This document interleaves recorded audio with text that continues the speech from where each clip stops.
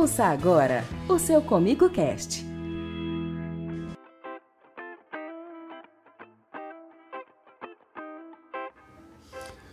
Olá, eu sou o Samir Machado e esse é o seu Comigo Cast, o podcast da Cooperativa Comigo. Hoje é quinta-feira, 17 horas, e cada quinta-feira, 17 horas, a gente tem um novo episódio do Comigo Cast no ar. Eu hoje estou aqui com um pesquisador, doutor, do Centro de Tecnologia da Comigo, o Jameson Paulo Almeida. E ele vai bater um papo com a gente aqui sobre alguns experimentos que ele apresentou resultados no último workshop da Safra Verão. E essa semana a gente teve também os workshops da Safrinha. A gente vai bater um papo. Tudo bem, Jameson? Tudo bem, Samir. Boa tarde. Boa tarde. Jameson, primeiro eu gostaria de falar um pouquinho sobre você. Tem muita gente, às vezes, que não conhece o pesquisador Jameson. Pesquisador Jameson, inclusive, que eu gostaria de dizer, tem uma história muito bonita, uma história aí assim de superação. Você é ali da região conhecida por alguns como Goela Seca. Isso mesmo, Samir. Sou natural de Indiara, mas fui criado mesmo ali nas fazendas ali ao redor e no distrito de Carlândia. Boa parte da minha vida aí morei no distrito de Carlândia. Então, quer dizer, nem da Goela Seca você é da Carlândia mesmo. Isso mesmo. Bom, eu acho que é com muito orgulho que a Carlândia tem um filho, lá ali daquela região, que hoje é pesquisador da cooperativa. Você uma vez me contou uma história que você resumisse ela aqui de forma resumida, mas desde pequeno teve o desejo de ter esse relacionamento com a Comigo, né, James? Justamente, Samir.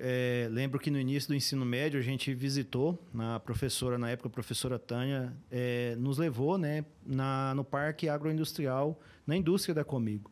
E ali a gente visitou, viu todo o processo. Aí, assim, bem de forma espontânea, eu falei, professor, um dia eu vou trabalhar nesta cooperativa. Eu gostei daqui, viu? E por um acaso, E aí as coisas foram andando, Samir? Em 2005 vim, cursei o técnico agrícola na época Centro Federal de Educação Tecnológica Rio Verde. Uhum. Finalizei o curso técnico agrícola, ingressei na primeira turma de agronomia, ainda Centro Federal de Educação Tecnológica Rio Verde. Nesse meio tempo já virou Instituto Federal Goiano Campus Rio Verde. Então me formei em agronomia no Instituto Federal Goiano Campus Rio Verde. De Goiás para o Brasil. Aí você foi para onde? Aí fui para pós-graduação, No caso, aí fui cursar o mestrado, fiz em Jataí, na época o UFG Campus Jataí, hoje Universidade Federal de Jataí. E depois eu fui para cursar o doutoramento lá na Unesp, no campus de Jaboticabal, São Paulo. Excelente. Aonde obteve com méritos, o título de doutor. Aí, em 2016, teve o processo seletivo, abriu a vaga para a área de plantas daninhas na Comigo. Eu prestei esse processo até antes de finalizar o doutoramento, e passei no processo seletivo, assumi início de março de 2017 e estou até hoje, Excelente. E hoje nosso doutor Jameson Paulo. Jameson, bom, sobre a questão dos trabalhos que você trouxe para os produtores que participaram do workshop, você falou aí sobre um apanhado aí de experimentos que foram feitos com as principais ervas daninhas, plantas daninhas, que acometem aqui na região. Entre elas aí, vou citar algumas e eu queria que você falasse um pouco dos experimentos e o que o produtor faz aí pode estar fazendo para poder controlar essas plantas daninhas. Entre elas, a primeira aqui que eu elenquei foi a erva Santa Luzia, um problema que tem muito aqui na região, Isso, até no workshop Primeira Safra, que é o Safra Verão, a gente abordou aí, Samir, a questão, até escolhi lá a erva de Santa Luzia para iniciar na apresentação, porque ela é tão pequenininha ali, às vezes, mas lembrar que a mata competição não é só pelo tamanho, também é pela densidade, Então, ela tem uma capacidade de produzir muita semente, então ela tem muitos indivíduos na área. Consequentemente, ela tem um alto potencial de reduzir a produtividade da soja com um termo que a gente chama de mato-competição. Então, a gente falou um pouco dela e mostrou, por exemplo, a questão da capacidade dela. Por exemplo, o convívio dela aí que a gente coloca aí até, por exemplo, 28 dias, porque não bater na carteira do nosso amigo Rafael, que é da área de fitopatologia, mas às vezes a gente fica esperando um pouco mais para fazer a primeira de fungicida, né, e não faz a de herbicida. Vamos fazer tudo junto, aproveitar a operação, né? Mas aí, a gente, nesse estudo, que foi feito até na época lá, orientado pelo professor Paulo César Timóteo, da UFJ, eu mostrando esse resultado de experimento que com 28 dias ela já tinha reduzido 12,5% a produtividade da soja. Muita coisa. Então, numa área corrigida, com fertilidade construída, né? Ou seja, era só proteger, pensando no quesito de proteção da planta daninha, né? A mato competição, né? Fez tudo certinho, fungicida, inseticida. No entanto, né? A erva de Santa Luzia, quando se esperou para entrar com o controle ali com 28 dias, ela tomou 12,5%. Então, se a gente pensar numa produtividade aí de 60 sacas, vai quase chegar a 50, né? Então, toma aí em torno de 7 sacas, você vai estar perdendo, né? Ou seja, então ficar atento a esse período inicial aí para se fazer esse controle. Isso, até o alerta, seja com a erva de Santa Luzia ou outras plantas também que é de difícil controle, é a gente fazer essa dessecação bem feita agora. Agora é o momento da gente. Então, o produtor, nós estamos aqui conversando, apresentamos aí no workshop, aqueles produtores que pôde aí participar com a gente, esses que estão nos ouvindo agora, os técnicos também, né, que atuam aí na linha de frente, é necessário primeiro fazer uma dessecação bem feita. Eu gostaria de enaltecer, fez uma dessecação bem feita, vou semear a cultura, preciso usar um herbicida em pré-emergência. Excelente. Problemas na nossa região também, trapoeraba e buva. Isso, conversamos aí um pouco também sobre trapoeraba e buva. E no quesito trapoeraba e buva, nós assim firmamos bem, Samir, dentre outros também opções, né? Lembrando aí que a maior parte, né, assim, o que facilita e que a gente tem usado para controlar planta daninha, o método de controle mais usado é o herbicida, é o meio químico por meio de herbicidas, tá certo? Lógico que a gente também tem apresentado aí, quando a gente está no momento, a questão também da integração de métodos de controle. No entanto, no quesito complexo buva e trapoeraba, a gente mencionou muito a questão do uso de herbicida auxínico, no caso o triclopir, o 2,4-D, né? Então a gente mostrou essas ferramentas aí que são eficientes. Tem outros herbicidas, associações de herbicida que também funcionam? Sim, mas agora neste controle antecipado, que é o momento agora de entrar, né, para a gente fazer uma dessecação bem feita, para não fazer nada atropelado, a gente tem essa ferramenta que são os herbicidas auxínicos, para a buva e para a trapoeraba. Gostaria até de colocar, nós estamos tratando desse assunto, ele foi levado no workshop, mas nós já estamos próximos aí também da próxima safra, né? Então, a janela da próxima safra está se abrindo e é importante o produtor já ter isso na mente, já ter esses manejos todos na mente. Trapoeraba e buva, ainda tocando nesse assunto, os manejos são similares. Isso, a gente mostrou bastante resultados aí, Samir, que mostrando desde a eficácia, né, do 2,4-D, inclusive a gente tem trabalhado aí o 2,4-D, o triclopir, aplicações final de madrugada, né, pensando em buva e trapoeraba, porque nesse momento, até hoje, aqui em Rio Verde, né, você pensar aí, a semana passada teve chuva. Choveu aí na quinta-feira da semana passada. Aliás, quinta-feira não, né? Choveu de terça para quarta, né? Foi. Choveu aí 17 milímetros. Terça para quarta, não, quarta para quinta mesmo, viu, Samir? Choveu 17 milímetros, né? Então, o que acontece? A gente estava numa condição que a gente fala inóspita para aplicar herbicida. A planta está estressada, mas em pesquisas nossas internas, a gente verificou que quando essa aplicação é feita em final de madrugada, 3h30, 4 horas, até 6h30 da manhã, a gente consegue um bom controle de forma antecipada da buva e da trapoeraba usando duas ferramentas, que é o 2,4-D e o triclopir. Seja a associação dos dois ou aplicação de um ou outro de forma isolada. Ou seja, e aí também me traz uma eficácia de controle, Samir, aliado a uma economia, né? Porque senão, se eu deixar para dessecar muito próximo, 15, 20 dias antes do plantio, ou às vezes, né, o pessoal faz até 10 dias, né, 15 dias ainda está com 20 dias ainda está com uma certa antecedência. O que acontece? Eu vou ter que fazer, às vezes, colocar misturas a mais de herbicida nessa cauda e que vai me encarecer. E possivelmente pode ser que, como é uma planta de difícil controle, ela vai ficar rebrotando lá depois no meio da soja. Certo. Atento aí, então, produtor, a essa questão do horário aí, muito importante, né, James? Isso. Jameson, nós temos aqui uma outra planta daninha, que é a vassourinha de botão, e eu quero fazer aqui um questionamento muitas vezes se confunde a vassourinha de botão com a erva quente. Os controles são parecidos? Se fizeram o mesmo controle, dá para controlar as duas? Samir, até assim, quando a gente parte, eu vou fazer um complemento antes, mas assim, até para vassourinha de botão e erva quente também cabe esse manejo antecipado, né? Eu tenho que olhando ali como é que está a questão de área foliar, mas lembrar também, você mencionou aí da parte do horário de aplicação, isso chama tecnologia de aplicação. Certo. Então eu tenho que tomar cuidado, mas eu não mencionei, mas eu tenho que tomar cuidado também com o tamanho de gota. Então essas aplicações final de madrugada, como se diz, quase não tem vento, né? Então, o ar está mais parado. E mesmo que tiver vento, é um momento de inversão térmica. Então, à noite esfriou a superfície, né? E depois começa a ter um momento de inversão térmica. Se você aplicar, por exemplo, com gota muito pequena, fininha, o que acontece? Essa gota fica suspensa no ar e não chega lá na planta. Vem um vento e tira do alvo. Sim. Na questão que você mencionou da erva quente e da vassourinha de botão, elas são primas, né? Se a gente olhar na questão, uma chama... são todas aí do gênero Spermacossi, mas de espécies diferentes. Então, às vezes, quando ela está pequena, a gente confunde, né? A gente que está lá no dia a dia, ou o próprio produtor também, que às vezes ele faz trabalho de monitoramento, pode ser que se confunda as espécies. Você aplica na vassourinha de botão um determinado tratamento, acreditando que é a erva quente. Ou seja, você aplica na vassourinha de botão achando que é erva quente. Aí não mata, não consegue o controle, tá certo? Não vai ter um controle eficaz. E aí depois você vai descobrir que é vassourinha de botão depois do florescimento.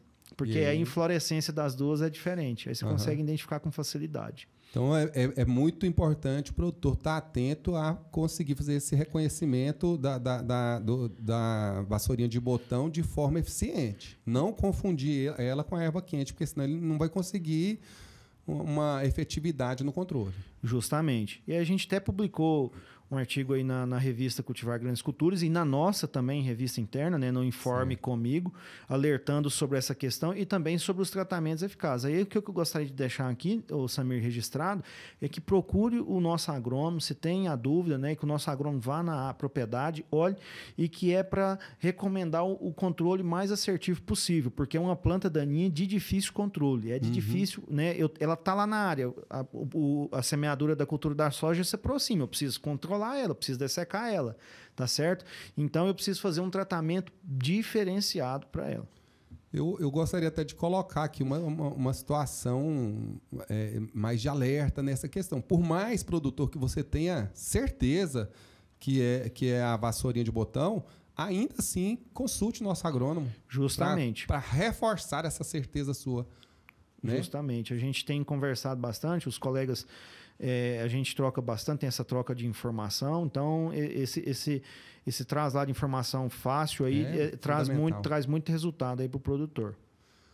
Jameson, Paraúna ali tem apresentado uma situação e eu queria que você falasse sobre ela. Ali naquela região a gente tem uma infestação aí do capim-pé de galinha e uma variedade aí se apresentando apresentando resistência a alguns herbicidas. Isso foi levantado por vocês e o que fazer nesse caso? Torna-se um grande problema, né? Isso.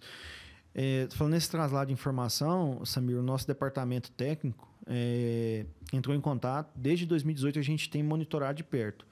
Então, teve esse relato, a gente foi na área, né, a região, inclusive de Palmeiras de Goiás também está com essa problemática, tá? E o que aconteceu?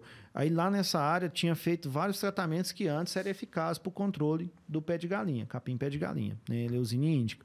Aí o que acontece? Aí teve essa problemática, a gente, até nessa área lá na época em Palmeiras, na safra 18-19, você faz a terceira safra, era feijão, o produtor fez o controle manual, contratou, né, pessoas que foi lá com a enxada, né, e nem foi roçada, realmente capinou. Certo. Então, eliminou o problema, depois passar para a cultura subsequente, que quando venceu o vazio sanitário, que entrou depois foi soja, tá certo? Mas aí a gente começou com um método de controle químico também que surtiu efeito para aquelas plantas que estavam ali, que eu vou usar o termo tolerante, né, a um determinado tratamento, e começou a surtir efeito.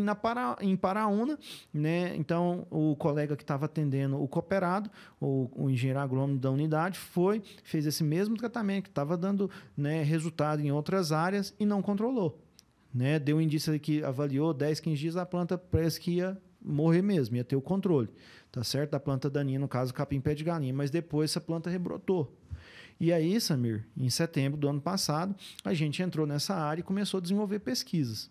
Então, a gente desenvolveu lá mais de 10 experimentos só de curva dose-resposta de herbicida, né, de diferentes herbicidas para ver. E nessas curvas dose-resposta, a gente chegou a aplicar, que é um estudo que assim, não é nada agronômico isso aí, né, assim, que vai ser feito na prática. É um estudo científico. A gente chegou, fazendo esse estudo de curva dose-resposta, a aplicar 32 litros de glifosato. Tá certo? Que é um padrão. Você faz uma dose mesmo muito, muito, muito acima, certo, que é para ver como que é a resposta de diminuir essa população. E não controlou. E aí a gente encontrou lá um herbicida atrelado, viu, Samir? Atrelado ao controle mecânico, que foi uma roçada com um modelo de roçador aí que o pessoal conhece como Triton, né? Que é tipo um desfibrilador, usa muito para roçar soqueira de algodão. E aí fez essa roçada na rebrota inicial, que aí já foi em janeiro desse ano que a gente fez MSMA de urânio e controlou. E essa área cooperado lá, no caso, é uma área, são 3 pivôs que pegam uma área em torno de 70 hectares. Então, ele não conseguiu cultivar a soja, porque nem glifosato e nem os graminicidas estavam pegando, controlando. Então, só para deixar aqui registrado, né, teve também, a gente chegou a aplicar até 10 litros, né, e na curva dose-resposta, 10 litros de Cletodin, do Selection Pack, marca comercial. E não controlou. Tá certo? Associou Cletodin com glifosato, não controlou. Aplicou até 6 vezes mais a dose aí do Aloxifop, né, conhecido como um dos produtos comerciais, o Verdict Max. Não controlou. Nada. Então, ou seja, a evidência, né, precisa comunicar o agará, que tem todo um procedimento, mas a evidência é que naquela região tem biotipo, ou seja, tem população de capim pé de galinha resistente a diferentes mecanismos de ação de herbicidas. E o que a gente tem recomendado, então, é esse controle físico e químico. Aí tem aquela questão, Samir, que se a área, fiz uma análise de solo da área, eu preciso já aplicar um calcário, fazer uma correção de perfil do solo. O controle mecânico é uma opção, tá certo? Que é o quê? Grade. Aplica o calcário, faça a grade. Só que a gente tem que lembrar, principalmente áreas com textura de solo mais arenosa, que a gente não deixar chegar nessa situação, né, de fazer a grade, a não ser que eu precise incorporar o calcário. Eu estou unindo o útil ao agradável, né?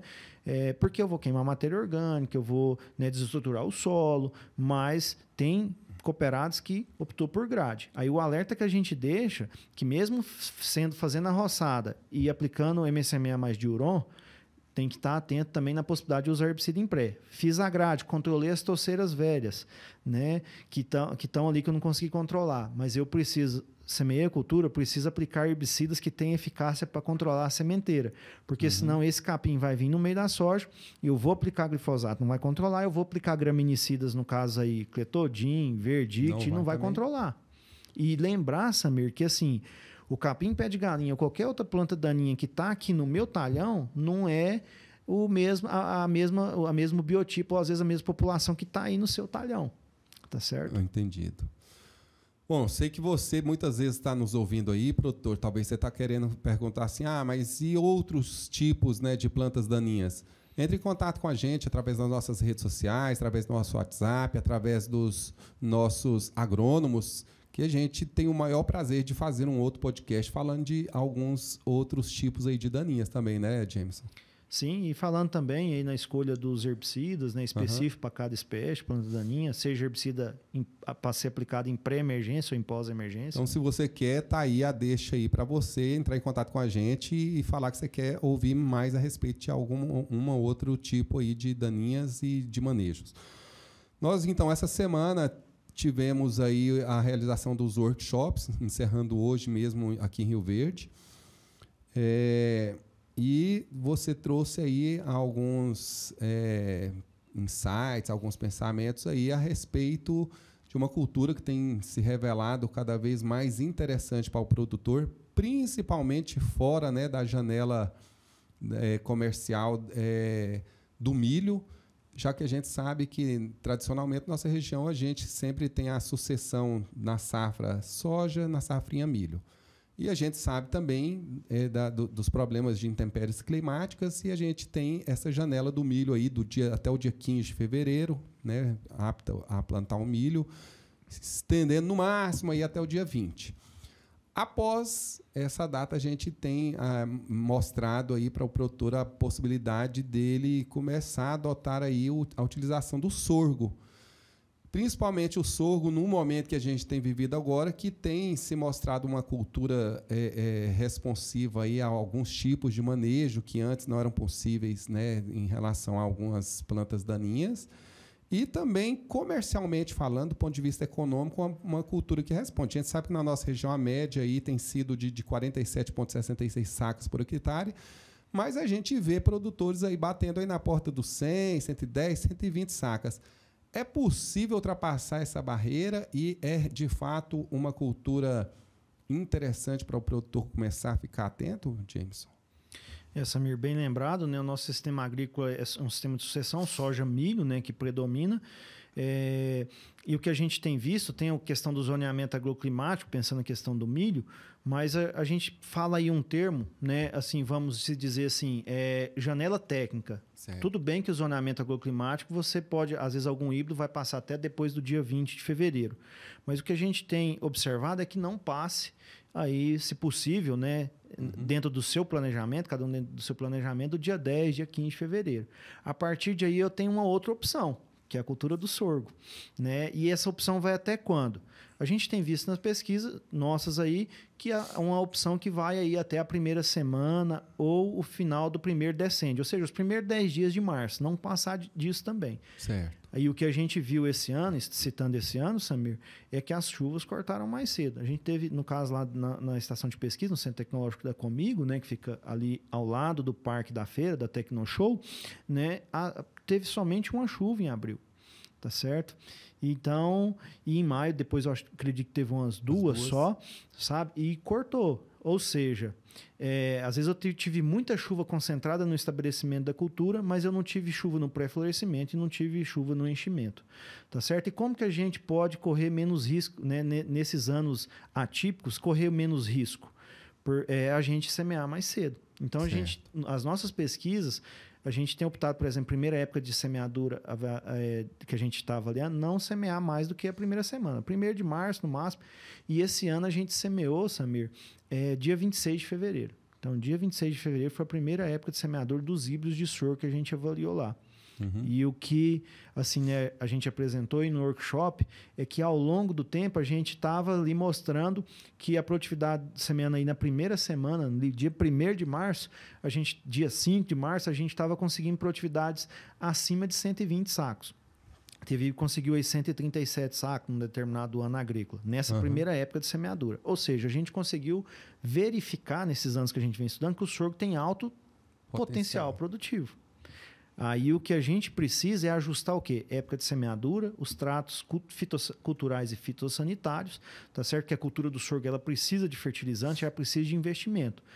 Né? Tem até um dizer no ela é um pouco mais rústica, mas ela é necessário que você tenha esses cuidados nesse manejo, né? Na verdade, a gente tem até procurar não falar rústico, porque parece que rústico aguenta qualquer tudo. Coisa, e né? Não é, né?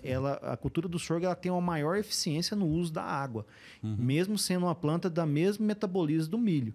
Então, comparado com o milho, ele tem maior eficiência no uso da água, mas ele também precisa de água, ele também precisa de fertilizante.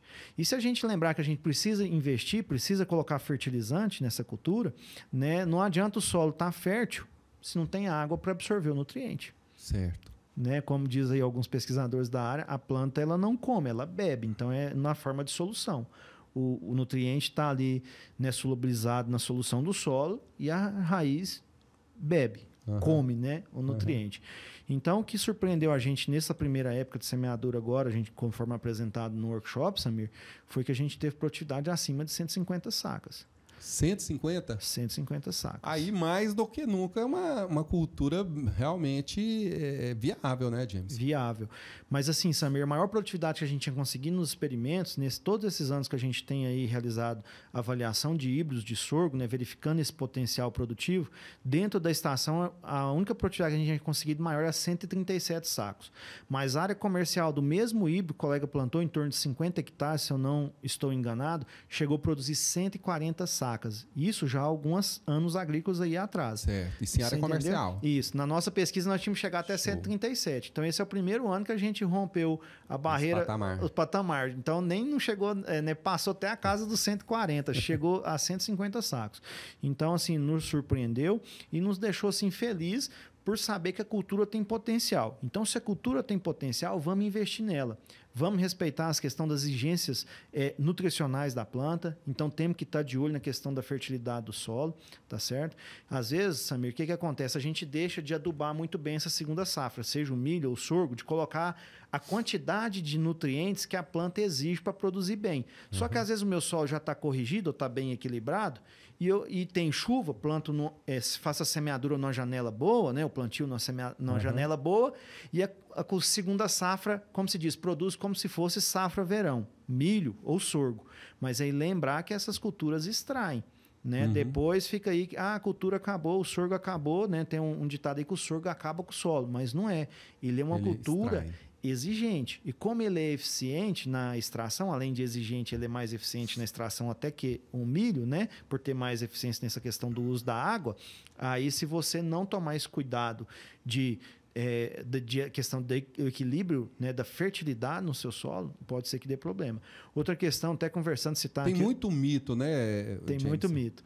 Uma coisa que quando a gente passa a observar e ver os estudos que acontecem, aí você começa a entender bem algumas coisas que as pessoas falavam sobre o sorgo e como resolver essas questões. Isso. E falando na fitotequinha do sorgo, não batendo a carteira do Rafael, que vai estar falando aí depois, né? Conversando nesse bate-papo, mas a questão também do trato fitossanitário, no quesito, por exemplo, fungicida, inseticida, também a questão do Diego, né? O Diego comentou aqui. Mas assim, por exemplo, conversando um dia com um colega que trabalha na cooperativa há muitos anos, o Beckenbauer, que inclusive trabalhou quando ele estava atuando na parte de assistência técnica, né? Ele atuou na região de Paraúna, e a região ali de Paraúna, município de Paraúna, é tradicional o cultivo do sorgo granífero, há muitos anos. Né? Então, ele comenta que muitas das vezes, antigamente, não fazia nem o tratamento de semente. Né? E o colega Rafael vai falar aí depois, mas o colega Rafael enfatiza muito essa questão, né, do tratamento de semente. Né? Que seja um tratamento de semente, conhecendo o seu talhão, ou seja, Samir, mais uma vez, por isso que eu tenho que atentar muito a essa época de semeadura, porque é uma cultura que me traz produtividade, mostrou aí mais de 150 sacos de sorgo por hectare, enquanto a média nacional esse ano aí ficou em torno de 46, a nossa média estadual 47 em uns quebradinhos, né? Mas, ou seja, se a gente for produzir nesse patamar, não paga. Então, a gente tem que subir esse patamar. Ou seja, a cultura já tem esse potencial. Os híbridos que a gente tem no mercado já tem né? Muitos híbridos, inclusive no portfólio comigo, têm esse potencial. Certo. Agora é nós explorarmos esse potencial, posicionar a cultura de forma correta. Tá aí então, produtor, mais um pouquinho aí sobre o nosso workshop, né, que a gente teve aí nas cidades de Paraúna, Jataí, Rio Verde. E hoje a gente tem a oportunidade de estar falando aqui no ComigCast um pouquinho com o nosso pesquisador do Centro Tecnológico comigo, Jameson. E se você quer falar mais sobre esses assuntos, eu te peço, fale com a gente, procure nas nossas redes sociais, no WhatsApp do Informe Comigo, pelo aplicativo, procure os agrônomos e fale com eles que vocês querem deixar o recado aí para o ComigCast, para a gente trazer mais assuntos sobre isso. E eu deixo aí para você encerrar né, sobre esse assunto aí, a sua participação aqui no ComigCast hoje com a gente. Ô, Samir, e né, falei da fitotecnia, até comentei, né, da questão das exigências nutricional da cultura, mas não esquecer, né, não deixar de puxar a brasa aí para minha sardinha, né?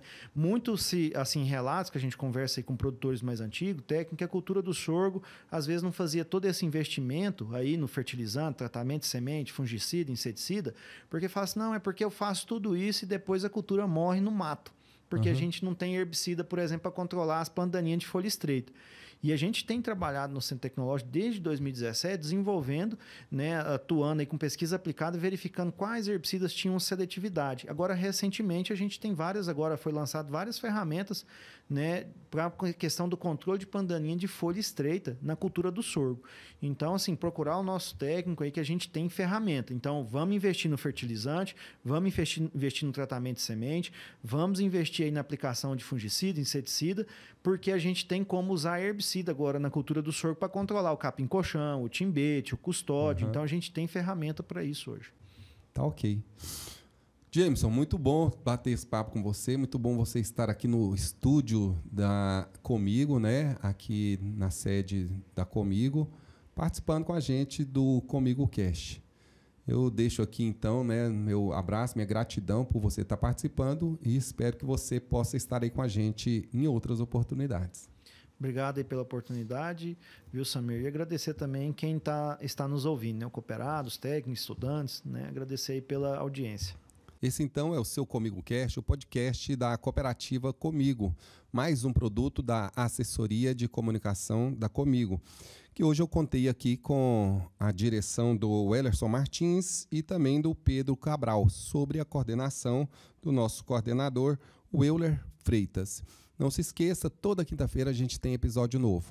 Se você quer ouvir outros episódios, você pode ver, consultar e baixar no site da cooperativa Comigo, comigo.coop.br, no aplicativo Comigo Cooperado. Se você não tem baixado, baixe no seu celular, através de lá você vai ter acesso, e também nas plataformas de streaming como o Spotify, procurando por Comigo Cast. E não se esqueça, toda quinta-feira eu espero por você às 17 horas em mais um novo episódio. Comigo, um exemplo que vem de nós mesmos. Termina aqui o seu Comigo Cast. Baixe outros programas no nosso site www.comigo.com.br. Até nosso próximo programa.